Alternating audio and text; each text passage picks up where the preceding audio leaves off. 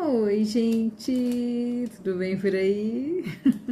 Que Deus abençoe o seu dia, que Deus abençoe a nossa leitura, que o Senhor fale no nosso coração.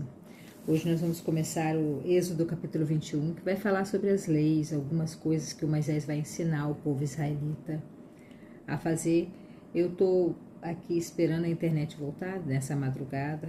A internet aqui tá complicado no meu bairro. Ai, tá difícil, gente. É complicado, tudo que a gente vai fazer para Deus é difícil, né? É os óculos que quebra tudo, é alguma dor que a gente sente, é a internet que eu tô olhando aqui porque o MacBook tá sem a música, vocês estão percebendo? Tá sem a música do fundo? Porque tá sem a internet, tô roteando, né, do meu do 5G, mas mesmo assim, tá só carregando e não tá passando. Mas não vamos deixar isso impedir a gente de ler, né? Nós vamos ler Êxodo capítulo 21. Ontem deu bastante polêmica, né? Polêmica, gente. Eu não estou falando de religião aqui, eu não quero que ninguém vá para minha religião, não quero tirar ninguém da religião deles, cada um cuida da sua própria vida, entendeu? O meu papel aqui é só ler a Bíblia, é só trazer luz. Voltou a música. Nossa, a internet voltou. É só trazer luz para você, entendeu? Eu tô lendo a Bíblia porque é uma coisa assim que as pessoas não fazem puramente. Eu pego a palavra aqui, ó, a Bíblia mesmo, e leio ela purinha, do jeito que tá. Você interpreta da sua forma. Eu dou meus toques, as minhas opiniões, mas você faz do jeito que você achar melhor, né? Então, fique bem, fique tranquilo aí. Continue na sua religião, né, obedecendo as suas regras, fazendo do seu jeito. Só fica aqui comigo, que é muito bom ler para você, mesmo a gente não concordando com algumas coisas, isso pouco importa. Eu amo você como Jesus me ama. Isso faz toda a diferença, né? Capítulo 21, vamos falar das leis. Moisés está colocando ordem no povo, né? Que o povo está todo desorientado. Ontem Deus, né, já mandou os 10 mandamentos para saber não matar, não roubar, guardar o sábado e etc, várias coisas. E hoje nós vamos ler a respeito dos escravos. Deus ordenou a Moisés que desse aos israelitas essas leis, além dos 10 mandamentos, mais essas leis. Se você comprar um escravo israelita, ele deverá trabalhar 6 anos para você, mas no 7º ano ele ficará livre, sem ter que te pagar nada. Se ele era solteiro quando se tornou seu escravo, ele não levará a mulher dele quando ele for embora. Ai, isso aqui é triste, né, gente? Nossa, Deus. Se ele era solteiro, ele não vai levar, ele vai ter que abandonar a esposa, a família dele, os filhos. É muito triste aqui. Graças a Deus a gente vive nessa era. Graças a Deus, eu não canso de agradecer que a gente está no pós-Jesus, porque o pré-Jesus, era muito difícil. Imagina você como esposa, ele já deu 7 anos, ele vai ser livre e você vai ter que continuar escravo, porque você não tem nada. Ai, nossa, agora de pensar. Graças a Deus. Agradeça a Deus aí também, porque você vive nessa era pós-Jesus, né? Pós-Jesus, graças a Deus. Século XX, somos livres, amém. Graças a Deus. Então, se o cara era solteiro, quando ele foi ser escravo, ele vai embora e não pode levar a esposa dele. Mas se ele era casado, então ele poderá levar a esposa dele, a mulher dele. Se o dono do escravo lhe der uma mulher e ela der à luz a filhos e filhas, a mulher e os filhos serão do dono, e o escravo irá embora sozinho. Agradece a Deus aí, agradece a Deus por você estar agora, nessa era pós-Jesus. Gente, isso é motivo de muita gratidão. O Senhor nos escolheu para esse momento da história. Eu sou muito agradecida. Você poderia ter vivido lá. Tá andando de cavalo, lavando roupa no rio. Andando de cavalo aí para cima e para baixo. Parece bonitinho, mas eu prefiro andar no carro com ar-condicionado. Né? Imagina. Esse pessoal não... é muito difícil. Eu agradeço muito a Deus porque eu vivo nessa era. Então, se ele teve filhos e filhas, tudo é do dono. Nada é dele, ele vai embora sem nada. Se o escravo disser que ama a sua mulher e os seus filhos e o seu dono não quiser ser posto em liberdade, então o dono o levará ao lugar de adoração. Que? Peraí, volta aqui que eu não entendi não. O escravo vai embora sozinho, mas versículo 5, se o escravo disser que ama a sua mulher os seus filhos e o seu dono, e não quiser ser posto em liberdade, então o dono o levará ao lugar de adoração, levará à igreja lá onde eles tinham o local, né, para fazer o sacrifício, essas coisas. Ali ele o encostará na porta ou no batente da porta e furará a sua orelha com um furador. Ai, dor! Ai, ai, ai. Então ele será seu escravo por toda a vida. Olha, ele tinha que escolher, ou ele ia embora e largava a família, os filhos dele, tudo para trás, ou ele se sujeitava a furar a orelha. Eu me lembrei do meu pai, que eu tenho 3 furos na orelha. Uso mais só um, mas eu tenho 3 furos. E meu pai falava, você é escrava fujona, já fugiu 3 vezes. Ele falava baseado nisso aqui, né? Que antigamente os escravos que fugiam, eles furavam a orelha, furando. E tinha aquele escravo que tinha aquele monte de furo, ele era menos valorizado. Ai, que bobeira, vamos voltar. Ele o encostará na porta do batente e vai furar a orelha. E ele vai ser escravo o resto da vida. Então ele escolhe, ou você fica com a sua esposa, ou você vai embora e perde a sua esposa e a sua família, ou você vira escravo eternamente. Olha que situação difícil. Porque não é bom ser escravo, né, gente? Não é bom. Ele vai ser escravo, mas vai ter a família, ou não vai ser escravo e não vai ter a família. É uma vida muito difícil. Mais uma vez, agradece a Deus, porque você está na era pós-Jesus. É motivo de muito agradecimento, gente. Ninguém ia escapar. Ninguém ia escapar. É igual quando o povo tem que tomar uma decisão de alguma coisa e acha que vai ficar ileso. Não vai. Tudo vai refletir em todo mundo. Por isso a gente tem que ser unido para fazer o que é bom pra gente. Então ele será escravo por toda a vida. Versículo 7. Se um homem vender a sua filha para ser escrava, ela não ficará livre como ficam os escravos do sexo masculino. Olha como as mulheres sofriam. Se um homem a comprar e disser que quer casar com ela, mas depois não gostar mais dela, ele terá que vendê-la novamente ao pai dela.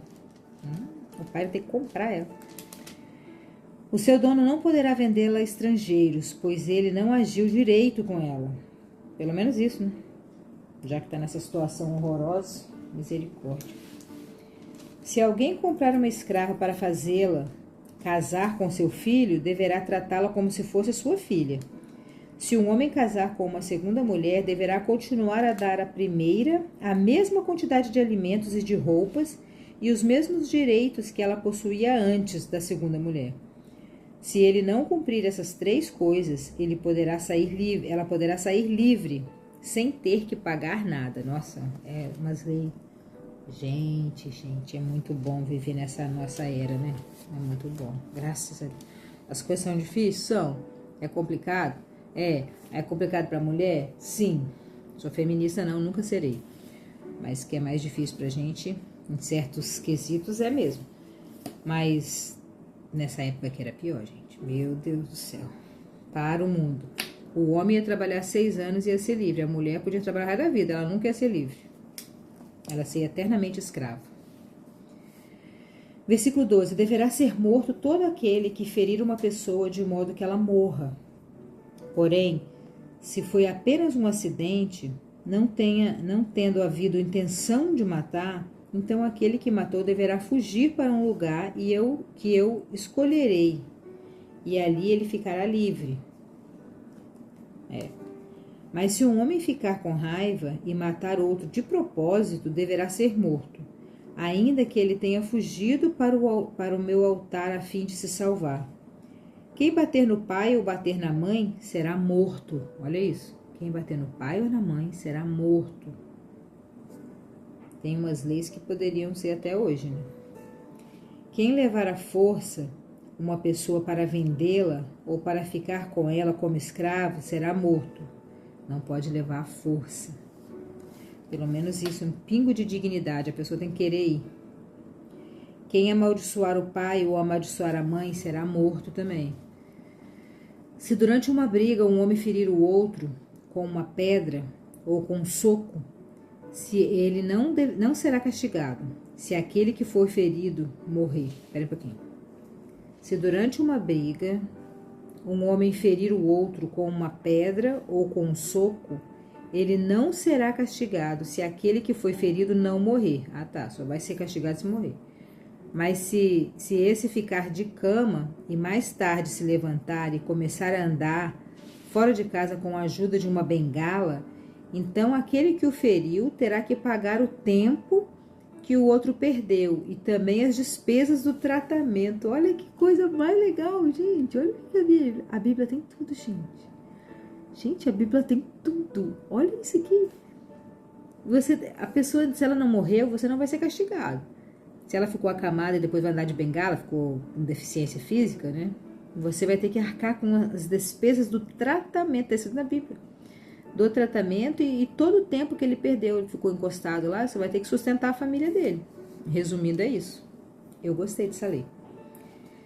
Se alguém ferir a paulada do seu escravo, e se ele morrer na hora o que bateu será castigado. Mas se o escravo morrer só 1 ou 2 dias depois, o dono será castigado. Não será castigado. Então, se ele bater muito forte no escravo e o escravo morrer na hora, ele vai ser castigado. Mas se morrer só daqui 2, 3 dias, aí não vai ser castigado. É injusto isso. Mas enfim, né? Era aquela época. Graças a Deus a gente tá nessa era. Graças a Deus. Nossa, eu não canso de agradecer. Ai, graças a Deus. Pois a perda do escravo já é um castigo para o dono. Essa lei vale também para as escravas.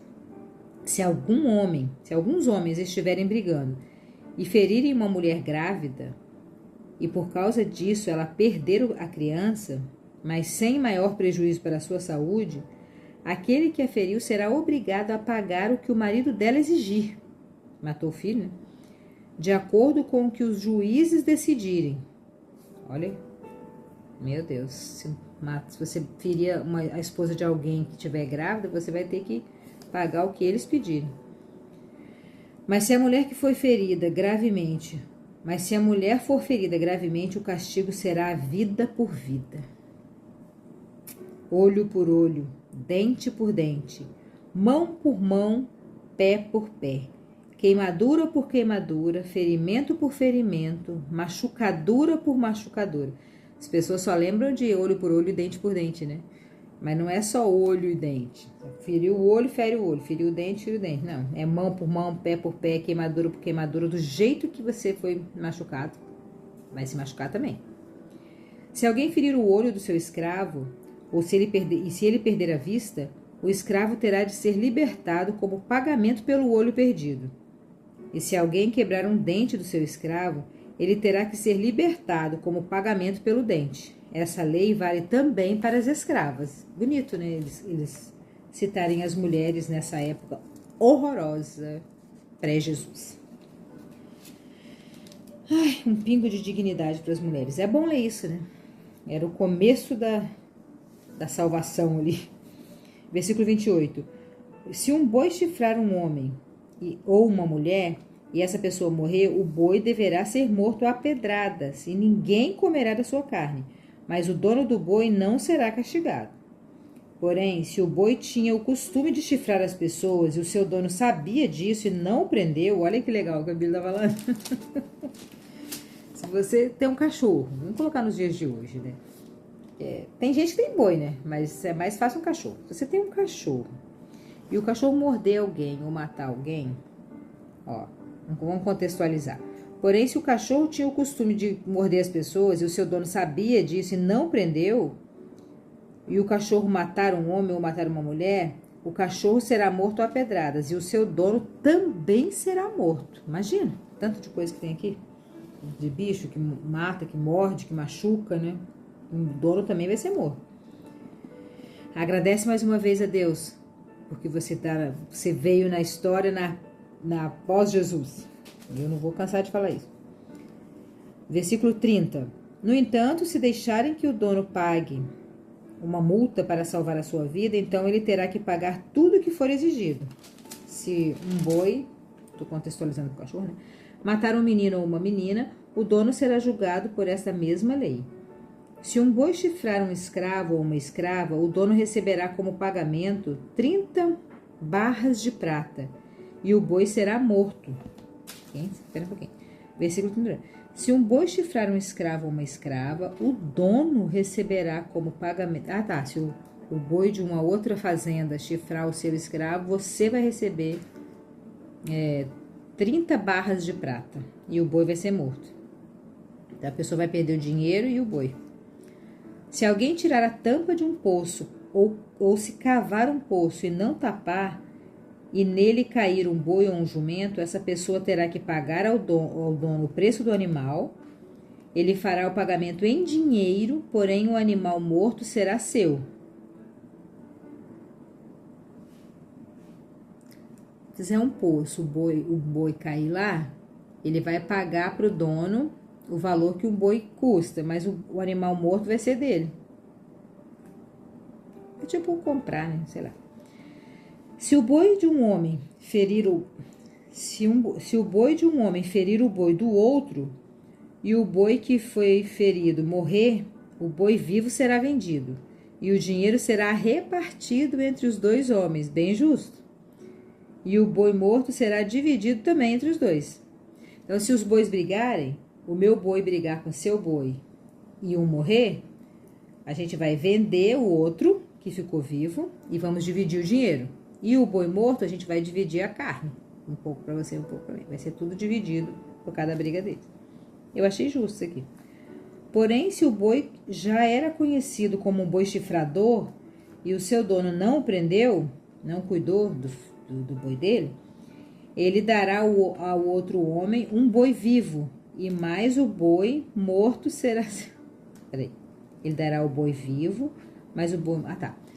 Se o boi dele matar, ó, se o seu dono não prendeu, ele sabe que ele tem um boi oprimido, bravo. Ele não prendeu, aí ele foi lá e matou outro. Então, o pagamento pelo que ele morreu é ele dar um boi vivo pro outro. Ele vai dar um boi vivo. Mas o boi que tá morto vai ser dele. É a mesma coisa lá do poço, né?